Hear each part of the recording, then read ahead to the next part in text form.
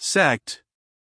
123. If man in the state of nature be so free, as has been said, if he be absolute lord of his own person and possessions, equal to the greatest, and subject to nobody, why will he part with his freedom? Why will he give up this empire, and subject himself to the dominion and control of any other power? To which it is obvious to answer, that though in the state of nature he hath such a right, yet the enjoyment of it is very uncertain, and constantly exposed to the invasion of others, for all being kings as much as he, every man is equal, and the greater part no strict observers of equity and justice, the enjoyment of the property he has in this state is very unsafe, very unsecure. This makes him willing to quit a condition, which, however free, is full of fears and continual dangers, and it is not without reason that he seeks out, and is willing to join in society with others, who are already united, or have a mind to unite, for the mutual preservation of their lives, liberties, and estates, which I call by the general name, property. Sect.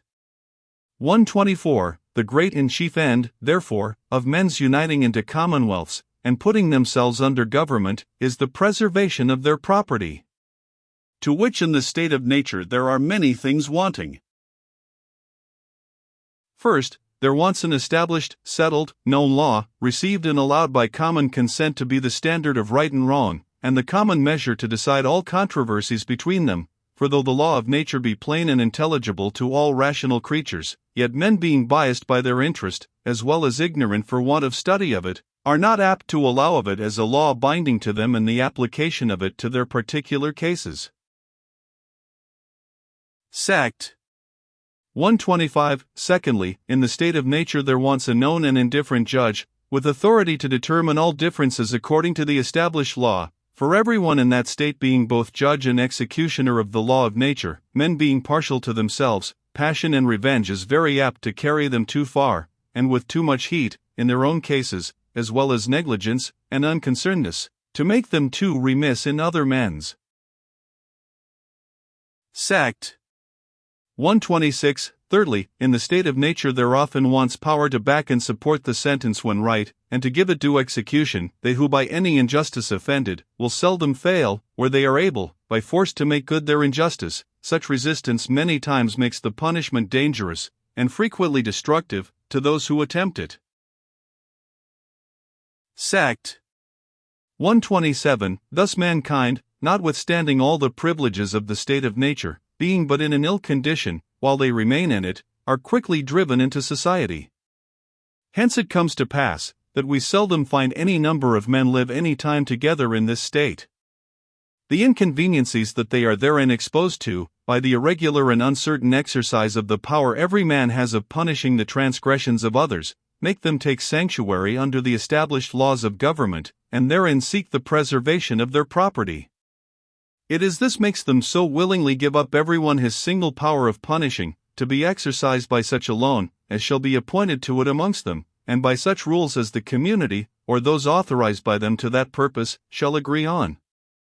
And in this we have the original right and rise of both the legislative and executive power, as well as of the governments and societies themselves. Sect. 128. For in the state of nature, to omit the liberty he has of innocent delights, a man has two powers. The first is to do whatsoever he thinks fit for the preservation of himself, and others within the permission of the law of nature, by which law, common to them all, he and all the rest of mankind are one community, make up one society, distinct from all other creatures. And were it not for the corruption and viciousness of degenerate men, there would be no need of any other, no necessity that men should separate from this great and natural community, and by positive agreements combine into smaller and divided associations. The other power a man has in the state of nature, is the power to punish the crimes committed against that law. Both these he gives up, when he joins in a private, if I may so call it, or particular politic society, and incorporates into any commonwealth, separate from the rest of mankind. Sect. 129. The first power, viz. of doing whatsoever he thought for the preservation of himself, and the rest of mankind, he gives up to be regulated by laws made by the society, so far forth as the preservation of himself, and the rest of that society shall require, which laws of the society in many things confine the liberty he had by the law of nature. Sect. 130. Secondly, the power of punishing he wholly gives up, and engages his natural force, which he might before employ in the execution of the law of nature, by his own single authority, as he thought fit, to assist the executive power of the society, as the law thereof shall require, for being now in a new state, wherein he is to enjoy many conveniencies, from the labor, assistance, and society of others in the same community, as well as protection from its whole strength, he is to part also with as much of his natural liberty, in providing for himself, as the good, prosperity, and safety of the society shall require, which is not only necessary, but just, since the other members of the society do the like. Sect.